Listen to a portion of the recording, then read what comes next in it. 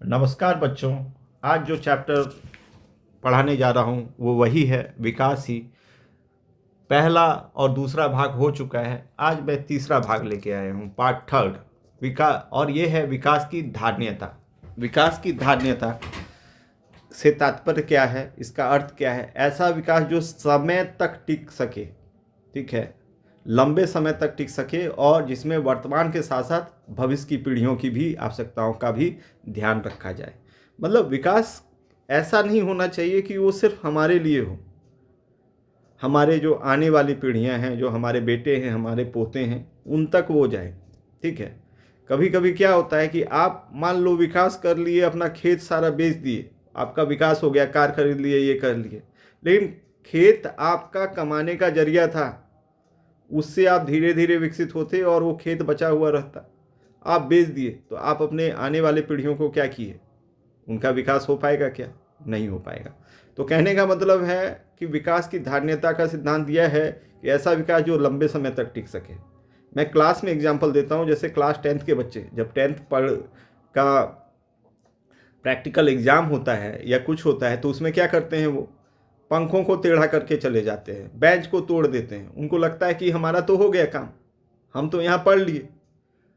आपको सोचना चाहिए कि जो पीछे आपके क्लास में जो सहपाठी हैं, जो पीछे आपके पढ़ते हैं, सहपाठी नहीं बोलेंगे, आपके जूनियर जो हैं, उनका क्या होगा?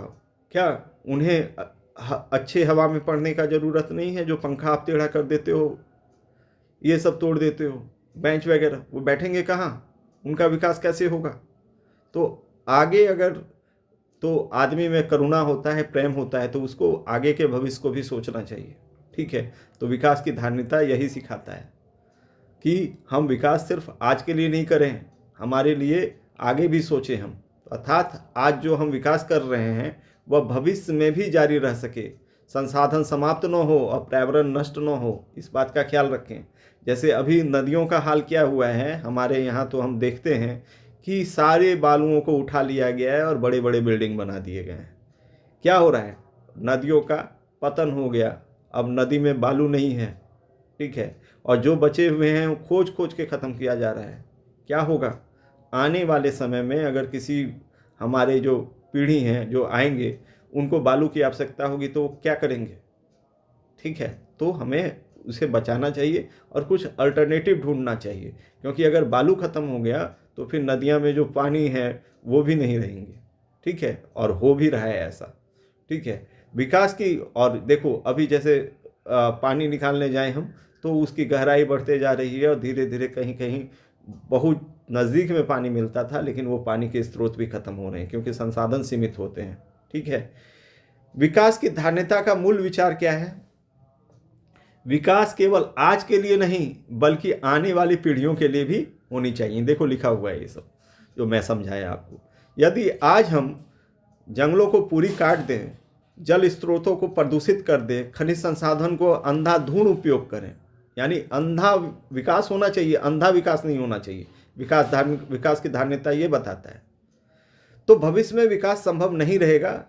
ऐसा विकास धारणीय नहीं कहलाएगा। अगर हम आज सब कुछ नष्ट कर दें, जैसे जंगल को काट के ख़त्म कर दें, जल स्रोतों को प्रदूषित कर दें, तो क्या होगा कि फिर तो भविष्य में विकास संभव नहीं होगा। क्योंकि भाई कितना भी कुछ कर लो आप डेवलपमेंट, ठीक है, एक ना एक दिन तो नष्ट होगा, फिर आपको विकसित करने की आवश्यकता होगी, तो फिर आपके पास संसाधन ही नहीं होगा। तो विकास की धारणीयता की मुख्य विशेषताएं क्या हैं? विकास की धारणीयता की मुख्य विशेषताएं हैं प्राकृतिक संसाधनों का सीमित और विवेकपूर्ण उपयोग। आप क्या करो कि विकास की धारणीयता बताती है कि जो प्राकृतिक संसाधन है हमारे पास, जैसे खनिज वगैरह है, जल है, जंगल है, ये सब का, जमीन है, इसका हमें विवेकपूर्ण उपयोग करना चाहिए, रैशनल यूज़ करना चाहिए, सोच समझ के करना चाहिए। इसलिए बोलता है जल बचाओ। ठीक है। हमारे जैसे आज के डेट में ज़्यादा ईंधन, जैसे हम पेट्रोल वगैरह का यूज़ करते हैं, वो भी सीमित मात्रा में, तो उसका भी हम अल्टरनेटिव ढूंढ लिए हैं। अच्छी बात है, जैसे सोलर एनर्जी और भी दूसरी चीज़ों को हम ढूंढ पाए हैं। ठीक है। पर्यावरण संरक्षण को प्राथमिकता, हमें पर्यावरण संरक्षण को भी प्राथमिकता देनी चाहिए। ठीक है। हमारे जो पर्यावरण संरक्षण है उसके भी प्राथमिकता हमें देनी चाहिए कि हमारा पर्यावरण ठीक रहे, जिससे हमारा जो है एयर क्वालिटी अच्छा रहेगा हमारे देश का, और भी पीने लायक पानी ज़्यादा मात्रा में मिल पाएगा। तो पर्यावरण अगर संरक्षित रहेगा तो फिर हम ज़्यादा विकसित हो सकते हैं। ये है, प्रदूषण को नियंत्रण करना भी विकास की धारणता का मुख्य विशेषता है। नवीकरणीय संसाधनों का प्रयोग, जैसे सौर ऊर्जा, पवन ऊर्जा, जल ऊर्जा, ये सब का भी हमको अल्टरनेटिव यूज़ करना चाहिए, जिससे कुछ कुछ बचा रह सके। ठीक है, जल, जंगल और भूमि की रक्षा करना विकास की धारणता का मेन विशेषता है। ठीक है, कैरेक्टरिस्टिक्स है। वर्तमान और भविष्य की पीढ़ियों के अधिकारों का संतुलन, जो वर्तमान में पीढ़ी है और जो आगे आने वाली पीढ़ी है, उनके बीच एक संतुलन स्थापित करने की आवश्यकता है। कुछ उदाहरण दिए गए हैं। यदि कोई उद्योग रोजगार देता है लेकिन नदियों को जहरीला बना देता है, हवा प्रदूषित करता है, तो वह विकास धारणीय नहीं माना जाएगा। ठीक है, परंतु यदि वही उद्योग अपशिष्ट जल को साफ करके छोड़े, अगर वो जल को साफ किया जा सकता है आज के डेट में, अगर वो साफ करके छोड़ता है, तो समझो कि फिर ठीक है, फिर कुछ भी गंदा नहीं होगा, प्रदूषित नहीं होगा, प्रदूषण को कंट्रोल में होगा।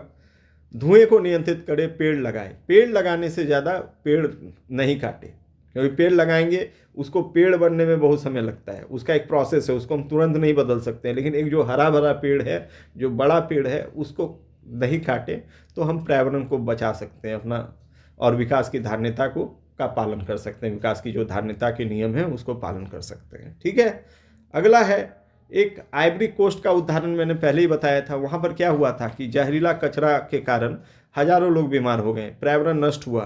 यह उदाहरण बताता है विकास तब तक सार्थक नहीं है जब तक धारणीय न हो। ठीक है, धारणीय का तात्पर्य प्रेम से है। हम आगे की पीढ़ियों के बारे में सोचते हैं कि नहीं, हम बेहतर धरती के लिए सोचते हैं कि नहीं। तो हम भारतवर्ष के लोग धरती को भी माता बोलते हैं। ठीक है, बोलने का तात्पर्य यहाँ पर यही है कि हमें इनको बचा के रखेंगे तो ये हमें बचा के रखेंगे। नहीं तो एक चीज़ जान लो, हमको लगता है कि हम नदी को प्रदूषित कर रहे हैं, हम धरती को प्रदूषित कर रहे हैं, लेकिन ऐसा नहीं है। प्रकृति अपने में संतुलन करने जानती है, वो तरह तरह का चीज़ लेके आती हैं और अपने आप को संतुलन कर लेती हैं। जैसे कोविड आया था, वो क्या किया? कोविड कहीं फैक्ट्री में नहीं प्रोड्यूस हुआ था। जब कोविड काल आया था तो आप देखे होंगे कि सब लोग सहमित रहने लगे, क्योंकि वो छूने से फैलता था। जब लोग घरों में रहने लगे तो पर्यावरण साफ हो गया। जो पहाड़ियाँ दूर तक नहीं दिखती थी वो दिखने लगी। एक्यूआईज ठीक हो गया, एयर क्वालिटी ठीक हो गया। तो प्रकृति अपने आप को ठीक करना भी जानती है, वो विनाश लाएगी और सब कुछ ठीक कर लेगी अपना। ठीक है, हमें बचना है। ठीक है, लेकिन हम ऐसे हैं कि इतने अंधे हुए हैं कि विकास के ये में हम सब कुछ बर्बाद करने को तुल गए हैं। तो विकास का जो धारणीय सिद्धांत आया था वो एक प्रेम का सिद्धांत है, यही हम समझते हैं। विकास की धारणता क्यों आवश्यक है? क्योंकि प्राकृतिक संसाधन सीमित हैं, जनसंख्या लगातार बढ़ रही है, पर्यावरण संकट गहराता जा रहा है। विकास की धारणता क्यों आवश्यक है? क्योंकि प्राकृतिक संसाधन सीमित है, जनसंख्या लगातार बढ़ रही है। क्या इसे कंट्रोल नहीं किया जा सकता है? किया जा सकता है। पर्यावरण संकट गहराता जा रहा है। जो पर्यावरण संकट है, क्लाइमेट चेंज, ये सब बदलते जा रहा है। देख लो, बिन मौसम बरसात हो रहा है, कड़ाके की ठंड कभी हो रही है, ठंड में धुंध हो रहा है, कभी भी बारिश हो जा रही है। तो ये सब क्लाइमेट चेंज के लक्षण हैं, जो कि व्यक्ति जीवन के लिए अच्छा नहीं है। फसल नष्ट हो जाएंगे, खाने पीने को क्या मिलेगा? तो यदि विकास धारणीय नहीं होगा तो भविष्य में जीवन संकट में पड़ जाएगा। अगर विकास धारणीय नहीं होगा, अगर विकास ये नहीं होगा, तो भविष्य पक्का है कि हमारा संकट में जाएगा। और हमारा अभी जा रहा है, ऐसी स्थिति है। हमारा जो अंधाधुंध उपभोग है, विकास का मतलब हम लोग उपभोग से समझते हैं, और जब वो बढ़ रहा है तो बहुत ज़्यादा दिक्कत में है हम लोग। ठीक है, एक पंक्ति परीक्षा हेतु मैं बोल रहा हूँ, थोड़ा सुनो। विकास की धारणता का अर्थ है ऐसा विकास जो वर्तमान की आवश्यकता को पूरा और भविष्य की पीढ़ियों की आवश्यकताओं को भी सुरक्षित रखे।